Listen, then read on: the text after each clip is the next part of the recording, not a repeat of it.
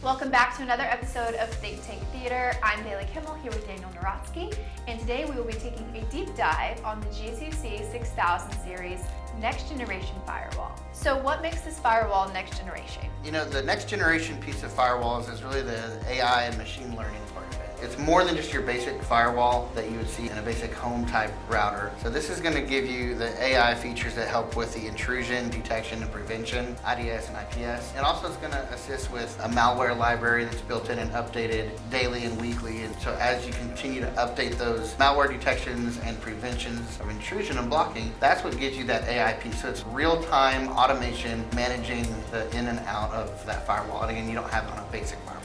So you talked about having to manage and update this system. Is that something that the consumer is going to have to do? Is Grandstream doing it on an automated schedule? What does managing this in my actual business look like? That's a great question. There's the cloud component of this that Grandstream themselves manage, and they're updating some of the back end things that go on with the AI and machine learning. But there is at the consumer level a yearly license that keeps the firewall up to date, downloads those latest malware libraries and intrusion protocols. Okay, so what kind of certifications and standards is Grandstream upholding to make this enterprise-grade software? Another good question. And so many levels, from the firewall level, which is what we're going to be talking about today and focusing on. That's where the malware library, the IDS and IPS come in as those standards around firewalls. But because it is all in one unit, we have to not forget that there's a router piece of this as well. It's not just a firewall. So they have all the router standards that we have to adhere to. And so that's IPv4, IPv6, VPNs, and there's a number of them, but strategically it's IPsec, Open VPN, PPTP. So again, all those standards that they have to comply with, but because it's not just a firewall, we kind of have to mention those too. And some people are a little skeptical of that, so I pulled some questions from different YouTube channels, and this one stood out to us. So this person said, very interesting, the user interface looks very responsible and intuitive. I'm not yet sold on adding PBX functionality to a firewall given the security risk, but for the price, it should be really attractive for small businesses. What do you have to say to that? Definitely attractive for small businesses. The beauty of this device, while it is all in one, when you first connect this device to GDMS, which is your remote management tool, cloud-based, so you can remotely manage it anywhere, it does come in first as a network device. So it comes in as the router and firewall. And so with that, you have to go in to GDMS and enable the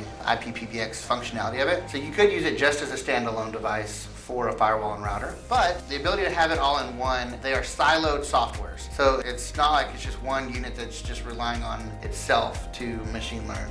You have to turn on each silo and each software. But that allows you some really cool convenience features. And one of them that we like to talk about with Grandstream is their fast provisioning. Right. And so because the router piece of it is reading the topology and knows every MAC address that is connected into the LAN and the network, it can help identify those as what are Grandstream MAC addresses and help you provision those quickly. So phones, for example, could provision quickly to the IPPBX software. Very interesting. So could we look at it as a benefit to have your firewall tied in with your router and your PBX? Is it enhanced security rather than a security threat? I think it's an enhanced security feature in the fact that you can program all of your inbound and outbound firewall rules, which then you're not having to go into a secondary device like the router later on and program those exact same rules later on. When you're doing it all in one step, they will flow down and copy into the other software silos that are built into one device. Very interesting. So with deep packet inspection and AI-powered firewalls, this firewall really is next generation. It's not just in the name, but in the functionality as well. We will be doing more episodes on the GCC 6000 and our other silos we haven't covered yet, so stay tuned on Think Tank Theater.